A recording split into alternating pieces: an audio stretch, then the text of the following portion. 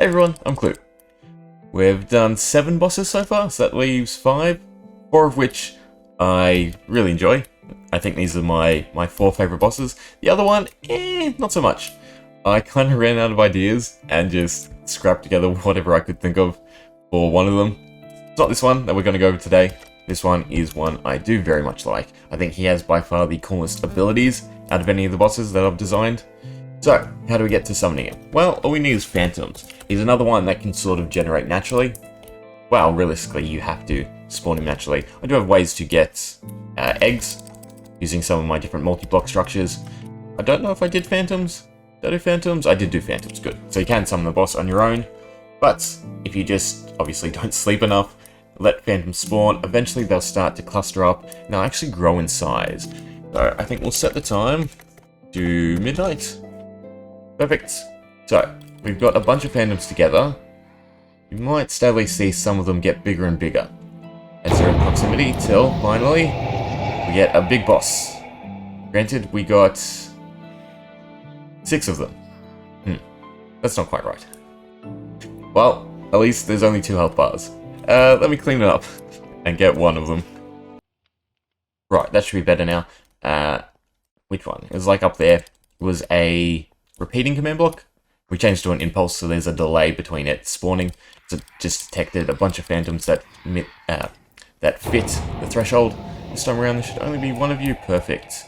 One of you up there, and you still spawn fairly quickly. Unfortunately, you're pretty high up, and you do not stay still for us to showcase the abilities. So, scoreboard, like usual. Oh, not schedule. Players set. And he's flown up, of course. Timer, boss. So again, to reiterate, all the boss abilities are tied to a timer system that just randomly picks between 4 different numbers, 1, 2, 3, and 4, blah, blah, blah, every 8 seconds. And I can manually trigger the boss abilities by typing in the score. So for instance, we got Hunter's Mark. So it should show, yep, we're getting some tinks of iron. Should play sound. We might be too far away. I think the sound is localized to the boss. So if we go closer, yeah, there we go. And all it's doing is decreasing our armor. What's the best way for me to show this? If I get data, I should be able to see my attributes. So, ooh, not that one. That one. Oh, we have a lot. I guess that doesn't quite work. It's picking up everything on my sword. Try again. That's better. Nice and small. So we should have another attribute somewhere. If I can... Yep, here we go. So marked is our tag, and it should be giving us a attribute. Granted, none of our attributes here. They must be... They're on top of our inventory. There's one problem with creative. For whatever reason, it registers as everything being in your inventory. Oh well. Oh!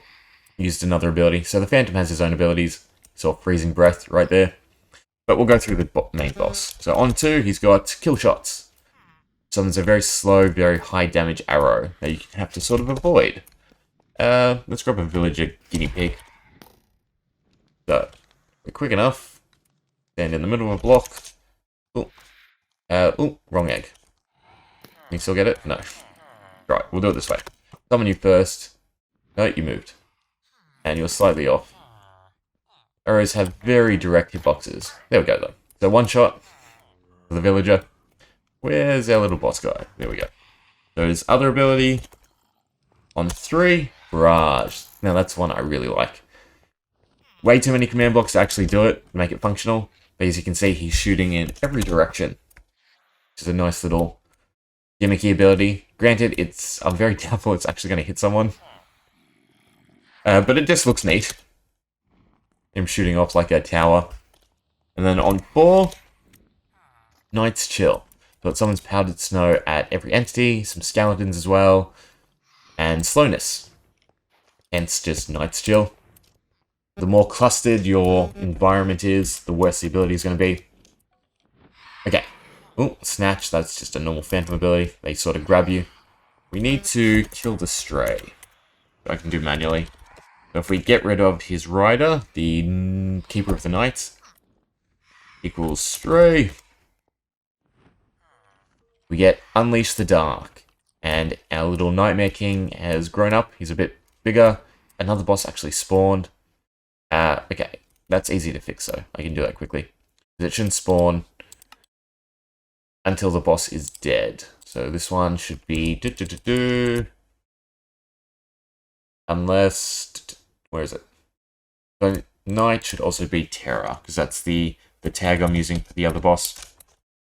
As long as there's one of them, another one won't actually spawn. Cool. Why did you make a third one?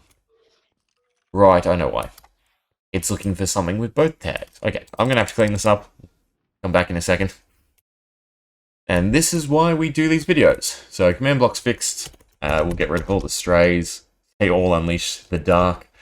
But we do want a fresh start. So, bye-bye, phantoms. We'll start again. But this is why we do the videos. So I can test and make sure I squash all these little bugs. Summon a bunch of phantoms. They should grow. And grow again. And we get just one, hopefully. Where is he?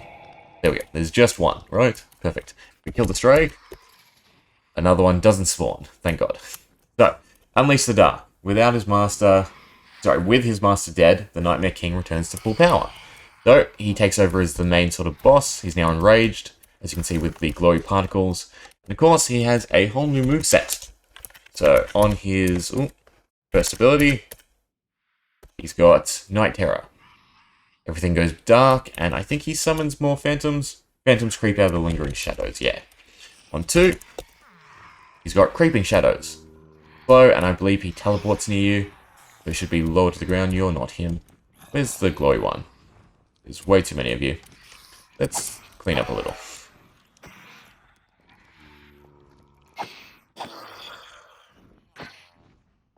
Where, oh where? It's gotta be that one. That's the biggest one. Or it's underneath. Nope, there we go. There you are. Right, yeah, Nightmare King. And what's he got on 3? Boogie Woogie. Everyone teleports around. So every entity swaps place with another entity.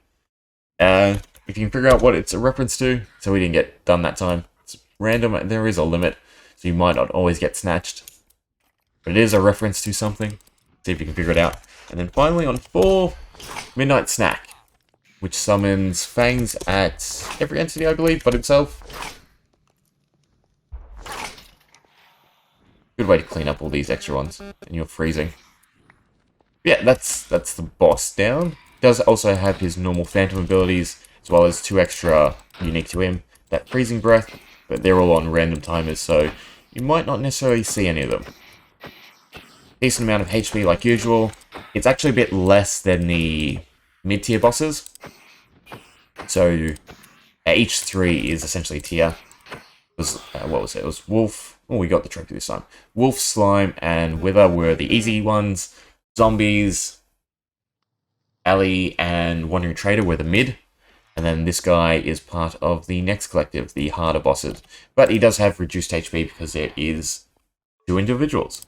He dropped up a trophy, which means I can finally show off this system.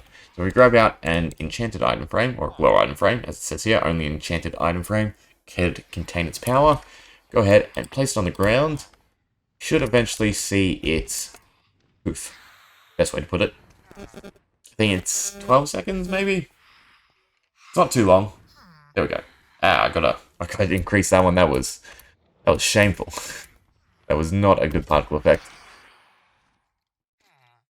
So they should be in here, and also we got haste. Haste is a big thing. So every 12 seconds it emits a particle, very scarcely in this one's case, and it gives you a passive buff that's pretty far in range. Like I should still get it over here. Yep, perfect. So the idea being, you beat the boss, you get a trophy, you can set it up in your base, and it works as like a beacon. That's the best way to put it. You the right one. You're bright. You're weakening. Debilitating. I'm looking for haste. That's the easier way to do this. Resistance. More resistance. I must have clicked on the same one twice. It's going to be right at the bottom. Haste. Now the boss spawned because the other one's done for. Which is a bit of a worry. Maybe I should set up a cooldown on it. Either way. Oh, this is not the particle effect, is it? This is the actual effect. This is the particle effect. So 10 was way too little, and actually the spacing on that was kind of bad as well. We'll go half a block out in each direction, and we'll up it to 50. So I'm going to have to, yeah, I'll have to change all these. I'll remember to do that later.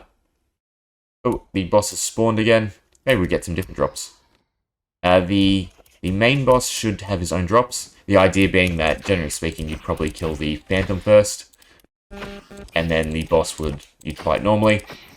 You get extra loot if you can actually take out the Stray before you just turn invisible. Had me confused for a second there. You're just using your abilities. He's just going to drop, isn't he? Bye-bye. He might despawn if we get too far out of range. No, cool. So you should be nice and weak without your Phantom. Got anything good for us? No, it looks like, yeah, he just dropped the trophy again and the soul. So no items just yet. They all do have hidden items. It would be nice to show off, but oh well. Maybe in the next one. Anyway, that's pretty much it for the boss. Hope you enjoyed. Yeah.